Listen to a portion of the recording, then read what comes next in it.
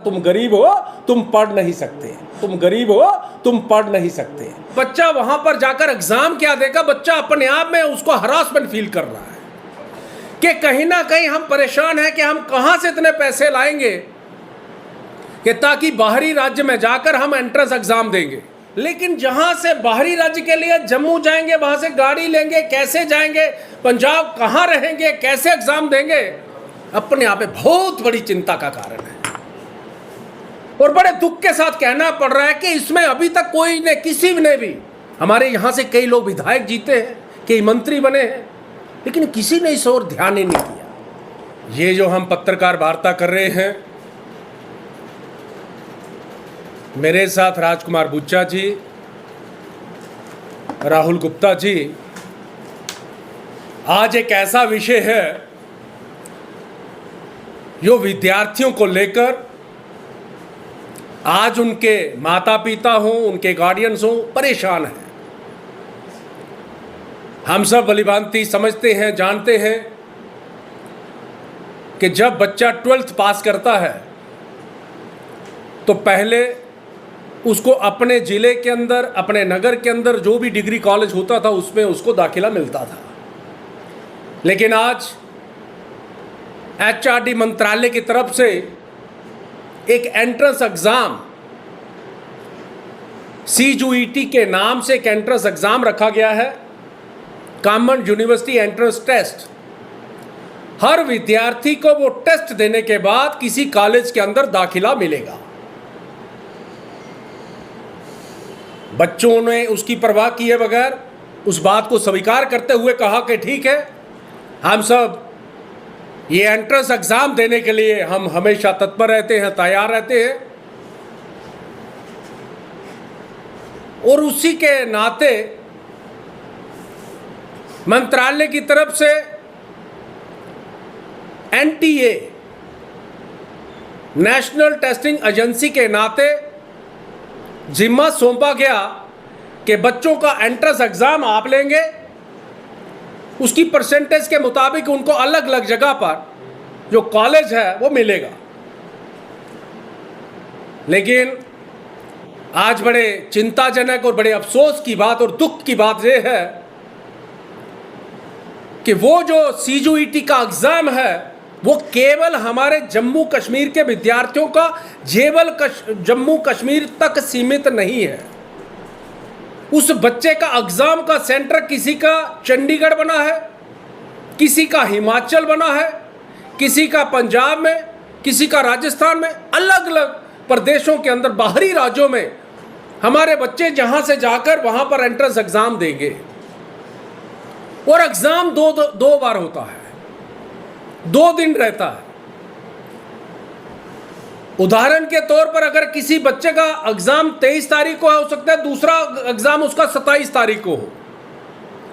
जम्मू कश्मीर के अंदर सब लोग जानते हैं कि यहां मिलिटेंसी के नाते, यहां पर रोजगार के नाते कई सारी समस्याओं का सामना हम सब लोग, कि बच्चे अपने पेरेंट्स को लेकर किसी दूसरे बाहरी राज्य में जाकर आराम से अपना एंट्रेंस टेस्ट वो दे पाए।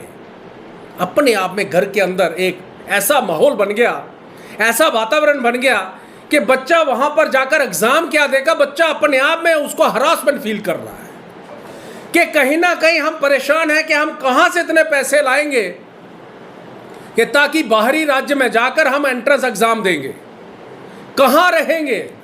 आपने पहले भी देखा कि जब नीट का एग्जाम हुआ तब भी कुछ बच्चों के एग्जाम के सेंटर जो थे, एंट्रेंस एग्जाम सेंटर जो था वो अलग अलग जगह पे बना था, जिसमें बच्चे वहां पर अफोर्ड नहीं कर पाए।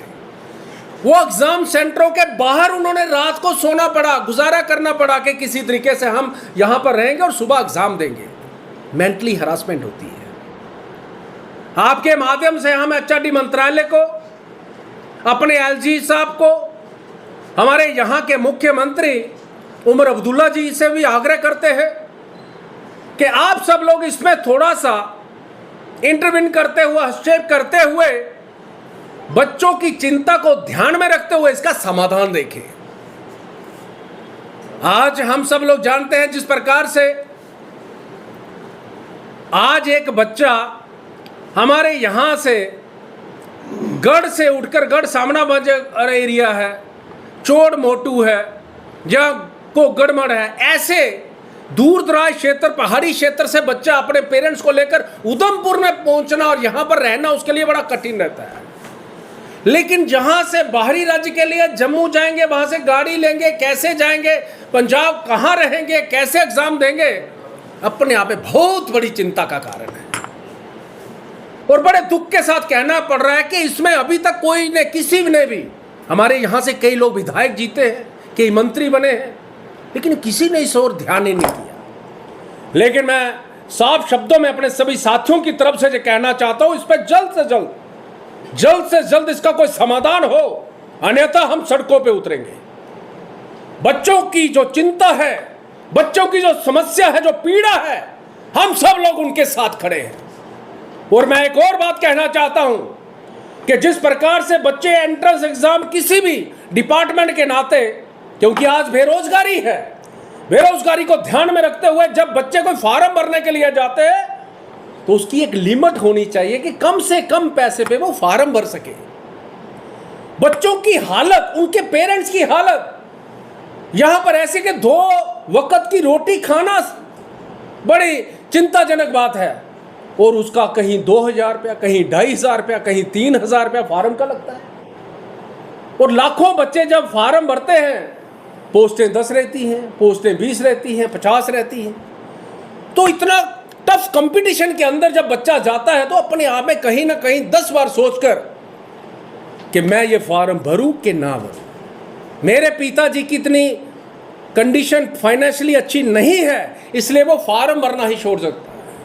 हो सकता है वो पढ़ा लिखा नौजवान हो, अच्छा हो, लेकिन पैसे की वजह से वो फॉर्म ना भर पाए। उस नाते से कहीं ना कहीं बच्चों के भविष्य के साथ खिलवाड़ हो रही है। इसलिए आपके माध्यम से एक बार पुनः सभी साथियों की तरफ से हम एचआरडी मंत्रालय को भी और सभी संबंधित अधिकारियों से हम बात करना चाहते हैं, अपील करना चाहते हैं कि इस ओर आपको कुछ न कुछ समाधान देना होगा, अन्यथा हम जब सड़कों पे उतरेंगे तो आपको संभालना कठिन हो जाएगा। इसलिए मैं एक बार पुनः आप सभी के माध्यम से एचआरडी मंत्रालय और संबंधित सभी अधिकारियों से आग्रह करता हूं कि आप अपने आप में यह विचार करिए कि अगर मेरे घर का बच्चा होता, अगर उसको कहीं दूसरे प्रदेश में भेजा जाता तो मेरे पे क्या बीतती। अगर मेरी फाइनेंशियल पोजीशन अच्छी नहीं है तो मेरी क्या पोजीशन, मेरी क्या हैसियत थी, मैं किस तरीके से बच्चे को अपने वहां से लेकर, घर से लेकर वहां पर पेपर देने के लिए, एग्जाम देने के लिए लेके जाता। तो सीजीयूईटी का मतलब ये है कि बच्चे को कम से कम हरासमेंट हो, कम से कम परेशानी हो, खुले वातावरण के अंदर, खुले मन के साथ वो एंट्रेंस एग्जाम दे, और जो उसकी कार्यशैली, जो उसका अपना एक विजन, जो एक सोच है, उसका उसको लाभ हो और अच्छे से अच्छा उसको कॉलेज मिले। पवन जी, कॉमन एंट्रेंस टेस्ट जो है वो अनिवार्य क्यों? क्या बोर्ड की परीक्षा देने के बाद भी कोई सवाल रह जाते हैं उस छात्र पर जो कॉलेज में एडमिशन लेना चाहता है? देखिए, आपका प्रश्न बहुत बढ़िया है। जब पहले भी कॉलेज, आज कई डिग्री कॉलेज खुल रहे हैं, कॉलेज भी ज़्यादा हैं, बच्चे भी ज़्यादा हैं, लेकिन फिर भी एक कंपटीशन का ज़माना है। कंपटीशन के तौर पर अगर कहीं कोई एग्ज़ाम रखा जाता है तो हमारे बच्चे हर समय तैयार रहते हैं। कोई भी एग्ज़ाम आ जाए, हमारे बच्चे उसको फेस करने के लिए हर समय तत्पर रहते हैं, कोई दिक्कत नहीं। लेकिन उसका एग्ज़ाम सेंटर उसके घर के नज़दीक हो, अप्रोचेबल हो, उसको हरासमेंट ना हो। ये तो सीधे तौर पर उसको कहीं ना कहीं चताया जाता, तुम गरीब हो, तुम पढ़ नहीं सकते। तो कहीं ना कहीं एक तरफ हम एजुकेशन को बढ़ावा देने की बात कर रहे हैं और दूसरी तरफ से हम कहीं ना कहीं उनको पीछे करने की बात कर रहे हैं। इसलिए मेरा आप सभी से एक आग्रह है कि आप सबके माध्यम से तमाम जो सारे हमारे विद्यार्थी लोग भी देख रहे हैं कि जल्द से जल्द आपका समाधान होगा।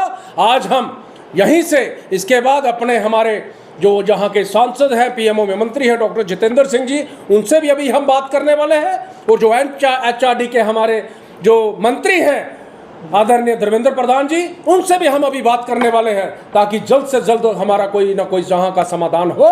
उस नाते हम अभी अपने साथियों के साथ उनसे अभी टेलीफोन पर बात करें।